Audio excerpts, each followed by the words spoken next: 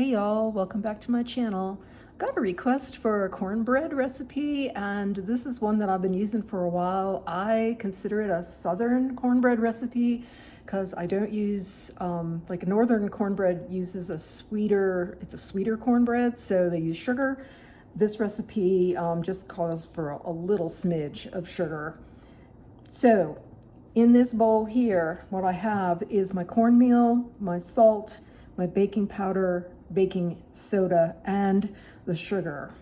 In this white bowl right now, what I've got is Bulgarian yogurt, and to that I am adding my eggs, which are pre-whisked together. So I'm just gonna whisk those together.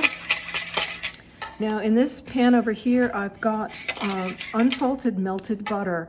I'm gonna remove 1 tablespoon of that to put in the bottom of my preheated cast iron pan.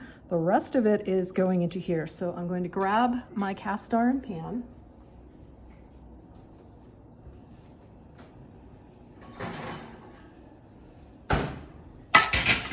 The pan, you'll want your rack in the center of the oven, and I'm just gonna put 1 tablespoon on there. And it is hot. That's what we want. Woo! That is the milk fats and the water in the butter. Since this is not ghee, if it were ghee, it wouldn't splatter like that.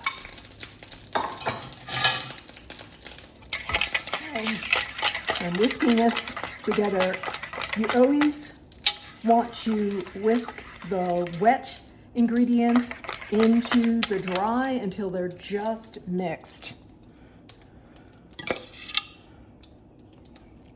Like that.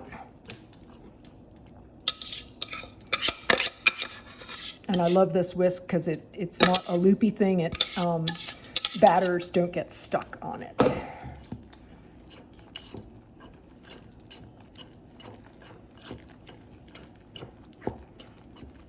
So that's good enough.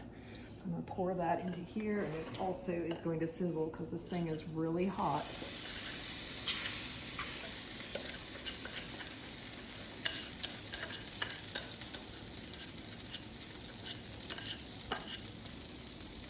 And then I just need to smooth the surface out with the spatula.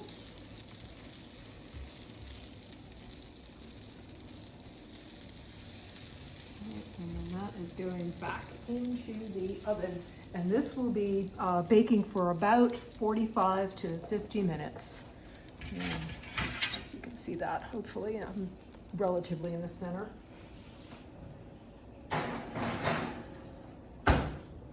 So I'll go ahead and set the timer. There it is in the oven. Okay. Got to hold off for about 10 minutes. It's got to just sit in the pan, and then I'll plate it out and cut into it and show you how yummy it is. I think y'all caught a glimpse of this copper pot on the back part of the stove, and in here is butternut squash soup. I'll put this recipe below as well because it goes really good with the cornbread, and it's super easy to make. All right, thanks for joining me, and I'll plate up here in just a moment. You can see the texture in that. You'll notice that I used both white and yellow cornmeal for this recipe, and traditionally southern cornmeal was more white cornmeal was used than yellow.